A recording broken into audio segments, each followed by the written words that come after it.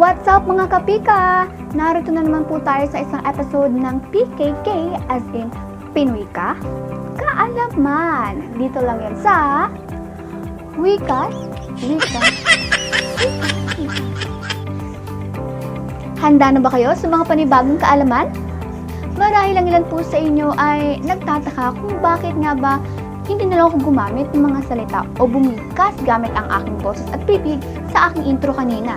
Bagkus gumamit ako ng tinatawag nating sign language. Pero ano nga ba ang layunin ni Binibining Mia? Ito po ay sa kadahilanan na gusto kong matanggal ang tinatawag nating communication barrier sa pagitan ng mga normal na tao katulad ko at ang mga disabled person o yung mga hindi nakasasalita at nakarinig. At paano nga ba mabubuhay ang komunikasyon at matatanggal ang communication barrier sa kanilang pagitan o sa ating pagitan? Ito po ay sa pamamagitan ng pagtuklas sa kahit mga basic Filipino Sign Language na meron ang ating bansa. Kaya ano pang hinihintay nyo? Tara! So, kaunting istorya lamang po mga kapika. Ako po ay nagkaroon ng interes na matutuhan ang FSL and ASL noong nakaraang taon lamang, noong ako po ay second year college. Pero, bakit nga ba? So, let me share the story. Way back second year college ako, tuwing papasok kasi ako ng school, sumasakay ako ng LRT2. Then, one day, meron akong nakasabay na deaf person. Lalaki siya. Sa tingin ko, around 40 to 50 yung edad ni kuya. Nag-sign language siya sa akin pero hindi ko maintindihan. Kasi that time, hindi ko pa naman alam o hindi pa ako nakakaintindi ng sign language. So until now, parang may part pa rin dito sa puso ko na nagigilty ako. Kasi what if alam ko na mag-sign language? Hindi sana naintindihan or na-entertain ko siya kung ano ba yung sinasabi niya that time. Kaya I decided na matuto at mag-aral ng kahit basic sign language lang. Siyempre sa tulong ng Enquirer.net at ng Graphic Giraffe. The end.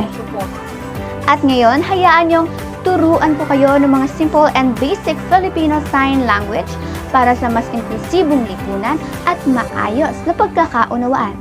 Pero bago yan, ako muna ay nagtanong sa aking social media account sa Facebook kung familiar ba ang mga Pilipino o mga kabataan na nakakita ng aking post or story sa FB kung familiar ba sila rito.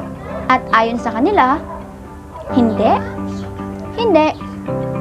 rin, hindi, at marami pang hindi. Patunay na hindi talaga nila alam o hindi sila gaanong pamilyar sa tinatawag nating FSL. Kaya ngayon, hayaan niyong alamin natin kung ano, saan, at paano nagsimula ang Filipino Sign Language. Tara! Ang FSL o Filipino Sign Language ay isang uri ng wikang pansenyales. Uri ng manual at visual na komunikasyon na ginagamit ng mga mamamayang pipe at bingi sa Pilipinas. Ayon naman sa repositoryo ng mga wika at kultura ng Komisyon sa Wikang Filipino, ang FSL ay tinatayang natural na umusbong mula pa noong taong 1590 sa Dulac, Leyte. Bilang wikang senyales, ito ay naiibang tunay sa wikang pasalita dito sa ating bansa.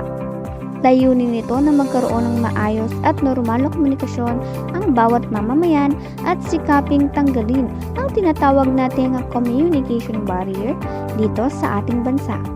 At narito ang mga basic Filipino Sign Language sa pakikipagkomunikasyon.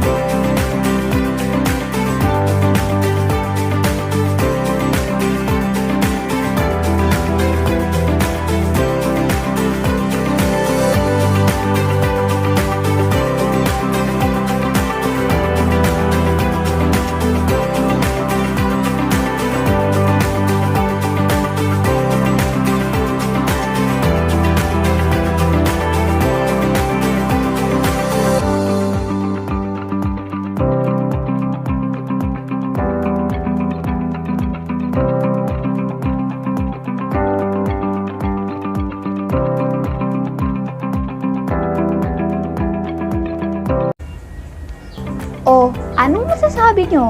Hindi ba't napakadali matuto? Lalo na kung ikaw mismo sa sarili mo ay pursigido. At para malaman o mapensyon natin kung kayo ay may natutuhan sa mga simple at basic Filipino Sign Language na aking tinuro. Tara, mag-exam tayo. Panuto, tukuyin kung ano ang senyales na ipinahihiwatig sa bawat numero.